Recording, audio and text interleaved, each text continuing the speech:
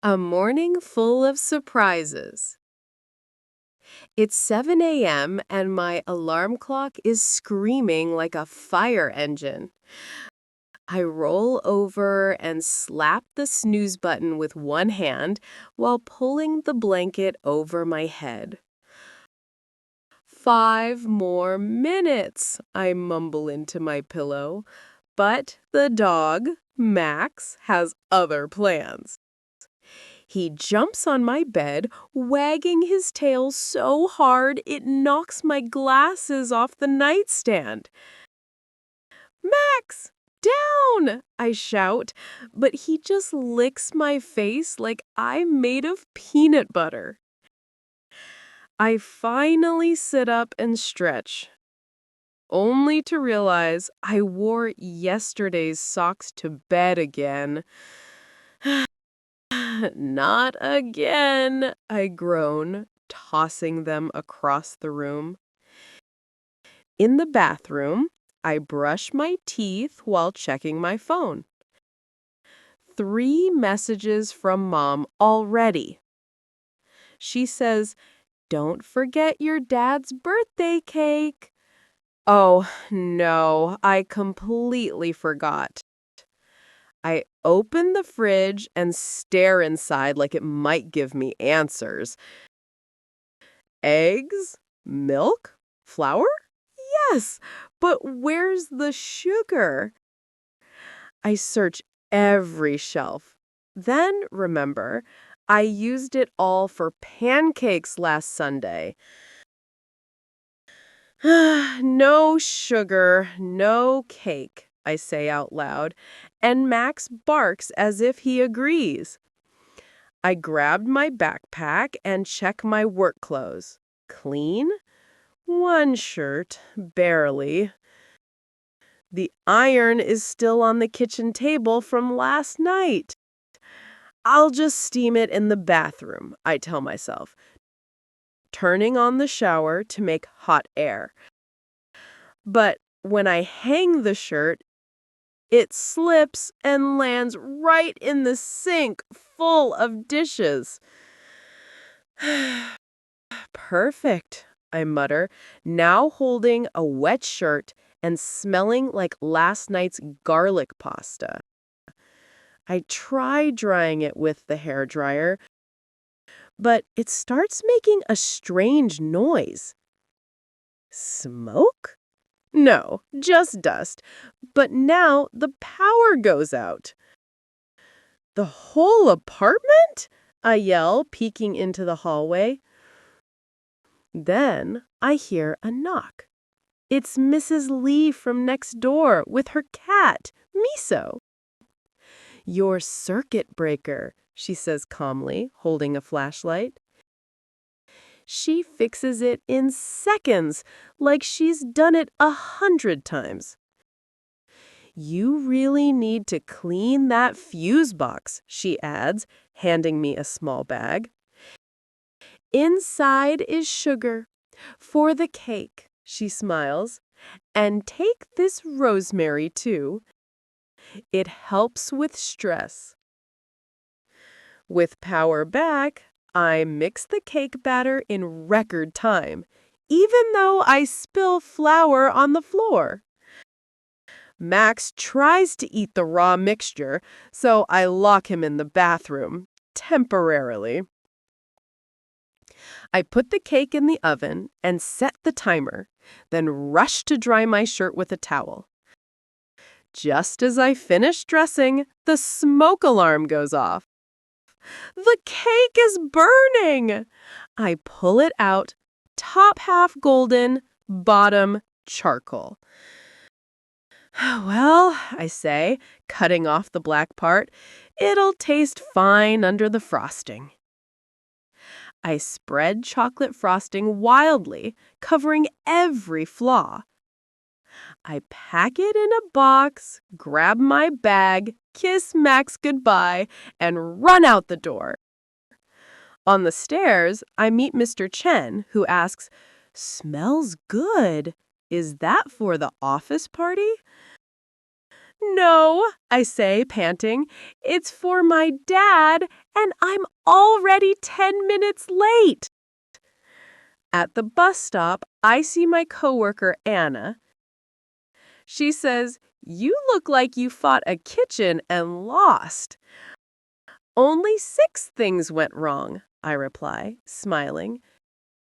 "Could have been worse." As the bus arrives, I think, maybe tomorrow I will wake up earlier or just buy a cake. The missing coffee mug. It was Monday morning at Bright Star Company. Tom walked into the office with a big smile. He went straight to the kitchen to make his first coffee of the day. But when he opened the cupboard, his favorite blue mug was gone. "Where is my mug?" Tom asked loudly. Lisa looked up from her desk. "Did you check the dishwasher?" "Yes, I checked everywhere," Tom said, frowning. Everyone in the office knew Tom loved that mug. It had a funny picture of a cat wearing sunglasses.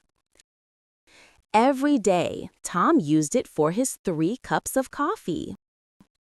Now someone had taken it, or maybe broken it. Tom felt upset and started asking people. "Did you see my blue mug?" he asked Ben. Ben was eating a banana. "No, sorry, maybe Janet took it?" Tom turned to Janet, who was typing fast on her computer. "Janet, have you seen my mug?" She stopped typing and looked confused. "Your mug? No, I use my own pink one." Tom sighed and walked back to the kitchen. Then he noticed something under the sink, a piece of blue ceramic. "Oh no," he shouted, "my mug is broken." Everyone came running to see what happened. Even Mr. Clark, the boss, came out of his office. "What's going on?" he asked. "Tom's mug is broken," Lisa said quietly. Tom picked up the piece and held it like a sad treasure. Suddenly, little Mia from accounting spoke up. I think I know what happened." All eyes turned to her. "I borrowed your mug yesterday because mine was dirty," she said nervously. "I left it on the windowsill to dry, but then the window was open." "A bird flew in?" Ben asked, surprised. "No, the wind blew it off the sill and it fell into the garden." Tom ran to the window and looked down. There, among the flowers, were pieces of his blue mug. Everyone laughed, even Tom. "It's okay, Mia," he said. "Accidents happen." Later that day, the team collected money and bought Tom a new mug. This one had a dog wearing a hat, even funnier than the last. Tom smiled and said, "Best team ever." From then on, they all agreed, never leave mugs near open windows. A weekend full of surprises in the neighborhood. It was Saturday morning, and the sun was already shining brightly. I woke up late because I stayed up watching a movie last night. My neighbor, Mrs. Lee, knocked on my door with a big smile. She asked if I wanted to help set up for the community picnic. I said yes, even though I had planned to just relax all day. We carried tables and chairs to the small park near the supermarket. Mr. Chen brought his loudspeaker and started playing old Chinese songs.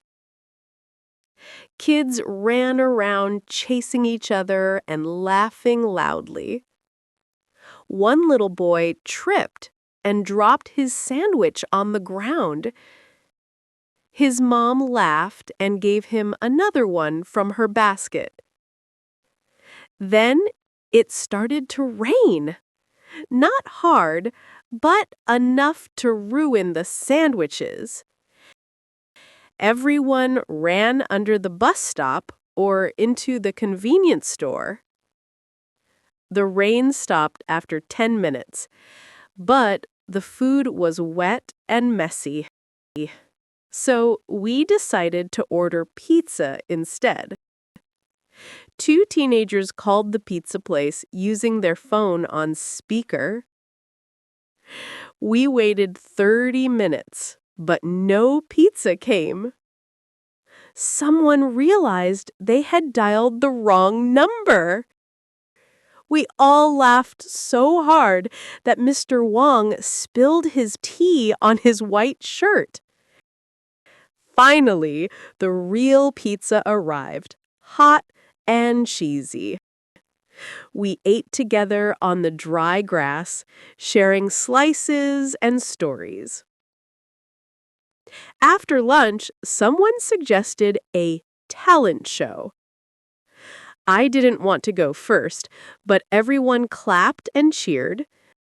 So I sang a silly song about washing dishes and cleaning floors. People clapped again and even filmed me on their phones. Then 8-year-old Lily danced like a pop star. She was amazing.